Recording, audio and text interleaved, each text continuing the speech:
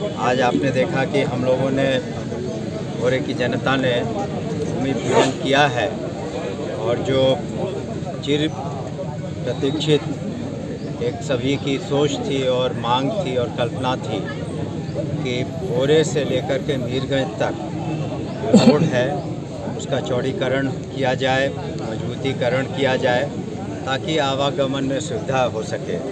Population बढ़ा है, traffic बढ़ा है और रोड एक्सीडेंट्स भी, रोड जो पतला उसके कारण समय समय पर होते रहे हैं।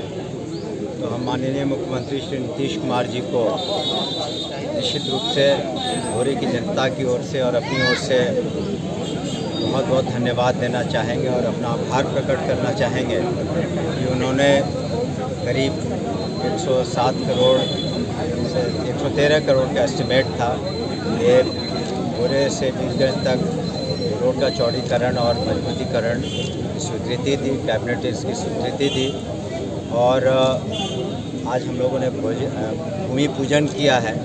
और एक जो परंपरागत रीति रिवाज रहा है कि इस तरह की जो शुरुआत होती है उसके पहले ऊपर वाले का आशीर्वाद भी ज़रूरी है। और हम उम्मीद करते हैं कि ये जो रोड का लंबाई करीब 29 किलोमीटर है, उससे कुछ ज़्यादा है और 24 महीने का इसमें समय दिया गया है।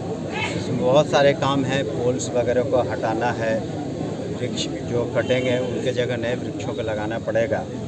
तो कुल मिलाकर यहाँ से पटना जाने के लिए, सिवान जाने के लिए, मोतिहारी जाने के लिए, छपरा जाने के लिए बहुत सहूलियत होगी।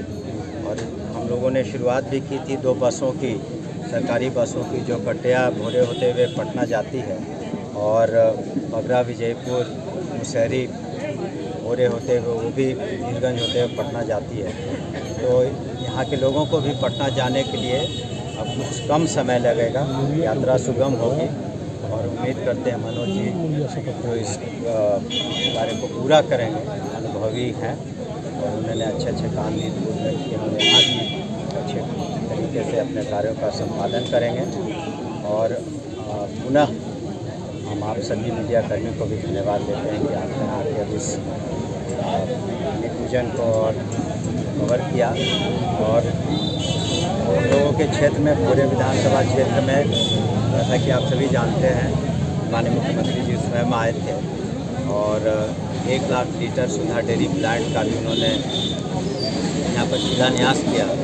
उसमें भी अब बाउंड्री वॉल का काम लग गया, 10 एकड़ वो बन रहा है 70 करोड़ की लागत से। और बगल में उसके 10 एकड़ में जो सब ग्रीन बाउंड्री है 128 करोड़, वो करीब 60% काम पूरा हो गया है। और उसके बगल में हम कोशिश कर रहे हैं कि 32 एकड़ ज़मीन जो है बियाडा की, Bihar industrial area development authority को स्थानांतरित हो जाए ताकि आगे चल कर के वहाँ ग्रामीण परिवेश में भी इंडस्ट्रीज कुछ लगभग 200 किलोमीटर से ज़्यादा की बनी है। नया अस्पताल भी भोरे में और कटिया में बने हैं। शिक्षा में, स्वास्थ्य में, सभी जगह आप देख रहे हैं सुधार है। और इन्हीं कार्यों के आधार पर हम निश्चित रूप से कह सकते हैं कि आने वाले जो आगामी चुनाव हैं 2025 के, उसमें निश्चित रूप से एनडीए की वापसी होगी और माननीय मुख्यमंत्री जी के नेतृत्व में उन्हें एक मजबूत सरकार बिहार में स्थापित होगी और बिहार की प्रगति में और तेज़ी आएगी। सर, एक सवाल है कि सरकार जातिगत ये मांग हमारी पार्टी की, माननीय मुख्यमंत्री जी की बहुत पहले से रही है और इस पर केंद्र सरकार ने मुहर लगा दी है। ये स्वागत योग्य है और इसकी शुरुआत तो और इसकी पहल तो पूरे देश में माननीय मुख्यमंत्री जी ने, नीतीश कुमार जी ने की थी और इसकी मांग समय समय पर हम लोग उठाते रहे हैं। बहुत खुशी की बात है कि सरकार ने विपक्ष इसका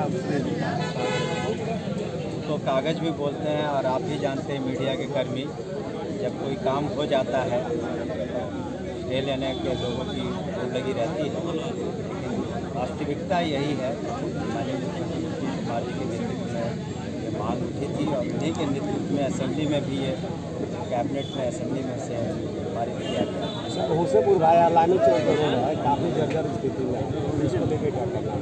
देखिए, उसका भी जहाँ तक हमें पता है उसका भी टेंडर हो गया है और अभी और भी रोड बनेंगे और जो ये दूध के फैक्ट्री के बगल से भी एक नए बाईपास का, ये तो आपको 30 किलोमीटर का बन ही रहा है, लेकिन एक नए बाईपास का भी निर्माण वहाँ पर होगा करीब 90 करोड़ का।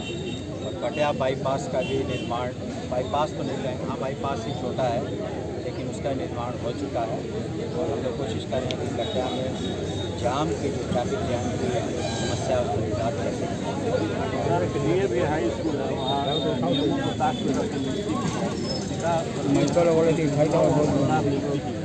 देखिए, इस संदर्भ में कल ही हमें संज्ञान में आप ही लोग के माध्यम से आया, हमने कहा इसमें इंक्वायरी करने के उचित होगा।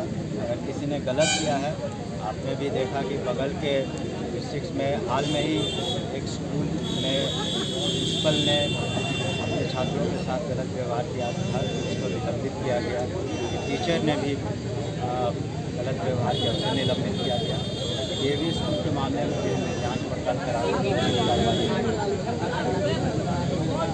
आगे जाइएगा।